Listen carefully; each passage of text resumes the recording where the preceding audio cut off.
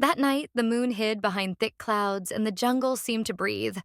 My hands were shaking as I held onto my spear. We were guarding the king's son, Prince Tambo. The air was heavy with silence, only broken by the distant calls of wild animals.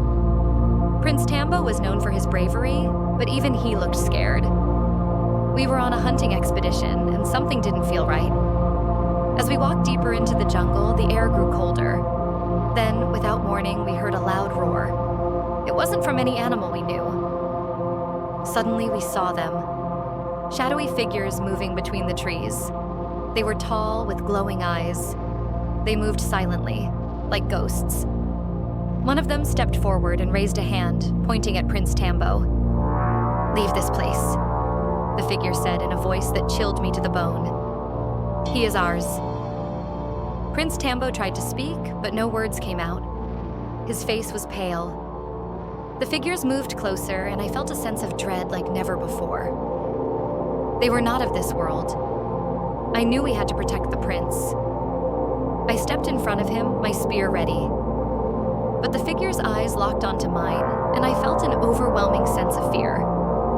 It was as if they could see into my soul. The prince finally found his voice.